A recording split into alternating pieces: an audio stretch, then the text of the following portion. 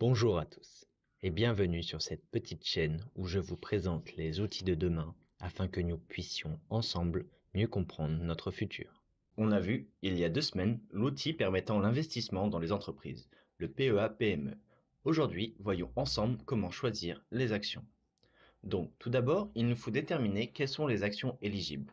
Pour cela, rien de plus simple. Il suffit d'utiliser son moteur de recherche préféré ou bien de se rendre directement sur le site Euronext grâce au lien en description.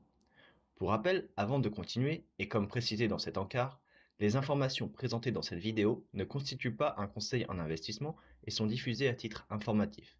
Tout investissement boursier comporte des risques, dont le risque de perte totale ou partielle du capital investi. N'investissez que les sommes que vous pouvez vous permettre de perdre et dont vous n'avez pas besoin dans l'immédiat.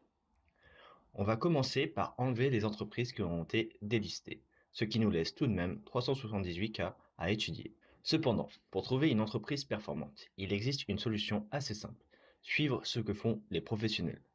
Pour cela, cherchons les fonds qui utilisent ces entreprises pour obtenir des performances. On peut utiliser le site Boursorama qui nous donne une liste des fonds éligibles au PEA-PME. Si ces fonds sont éligibles, alors les actions qui le composent doivent l'être aussi normalement. On va prendre un des fonds les mieux notés par Morningstar et noté comme étant moins risqué. On va ensuite dans Composition, ce qui nous donne 10 actions qui sont potentiellement intéressantes à détenir. Prenons la première, Neurone, et rendons-nous sur le site de Bourse Direct, où j'ai mon PEA-PME. J'entre le nom de l'entreprise. Malheureusement, cette entreprise, acteur de la révolution digitale, n'est pas éligible au PEA-PME. Prenons donc la seconde, Gérard Perrier Industrie SA. Celle-ci est éligible, comme on peut le voir avec le sigle sous son nom. Il s'agit d'une entreprise industrielle travaillant partiellement dans le secteur du nucléaire, qui est, à mon sens, un secteur d'avenir. Il y a plusieurs aspects à analyser. Le ou les projets et le business plan de l'entreprise, le secteur et les perspectives macroéconomiques, les fondamentaux et les ratios financiers de l'entreprise. Concentrons-nous d'abord sur le dernier point. Pour cela, il convient de réaliser une analyse fondamentale, ou value, pour connaître la stabilité et donc la pérennité de l'entreprise sur la base de ses ratios financiers facilement accessibles, ce qui va nous permettre d'éliminer rapidement les entreprises qui risquent de faire faillite. Nous allons donc regarder pour chaque entreprise que les marges brutes et nettes soient positives, que le résultat net soit positif, que l'entreprise soit en croissance, c'est-à-dire que son chiffre d'affaires augmente tous les ans, et que son endettement est maîtrisé, c'est-à-dire que sa dette est inférieure à 110%. Regardons maintenant l'actionnariat, pour savoir à qui appartient l'entreprise. Si je l'achète, je serai dans l'actionnariat flottant, qui est quand même assez conséquent avec seulement un gros partenaire, Ampera. Allons maintenant dans la partie analyse. Il y a là de nombreux autres indicateurs financiers que nous pourrions également analyser. J'attire votre attention sur le PER, qui idéalement doit être compris entre 3 et 20.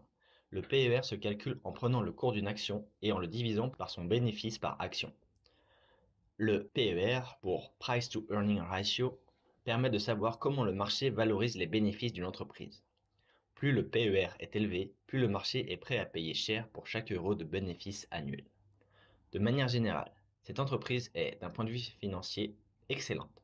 D'ailleurs, son cours de bourse, dans la partie graphique, est en augmentation constante. Toutefois, son prix me paraît un peu cher, et l'on voit que ces derniers mois, elle fait du surplace. Peut-être vaut-il mieux attendre une meilleure opportunité pour acheter. Profitons-en pour mieux connaître l'entreprise. Pour cela, rendons-nous sur son site internet. On a vu, dans l'onglet Société de Bourse Direct, que son chiffre d'affaires était réparti selon 4 secteurs d'activité comme suit.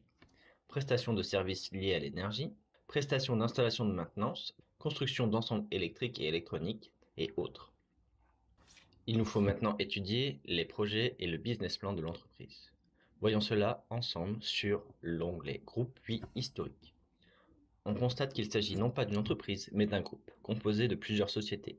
En retraçant l'historique du groupe, on observe une croissance organique régulière dans différents domaines, avec un souci de diversification également géographique, et avec une société en Allemagne et une aux Émirats arabes unis. Dès lors, en achetant ce groupe, on acquiert une diversification sectorielle avec une exposition aux activités générales de services en électricité, en automatisme, en informatique industrielle et électronique, au nucléaire, à l'agro-industrie, aux essais et contrôles non destructifs, à la transformation digitale industrielle et à l'aéronautique et la défense. Les métiers principaux sont donc le génie électrique, l'électronique, l'automatique, l'instrumentation industrielle, l'informatique industrielle. Il s'agit de secteurs assez concurrentiels, avec une multitude d'acteurs de différentes tailles répondant à de nombreuses niches. Il est donc impossible de faire une liste exhaustive des concurrents. Ces activités me semblent familières et correspondent à des marchés matures et stables. Jetons maintenant un coup d'œil à leur division innovation. On constate qu'ils ont 6 domaines d'expertise facilement valorisables et qu'ils essaient également de se développer dans le secteur du numérique avec la société Dativ, qui peut devenir un très bon relais de croissance.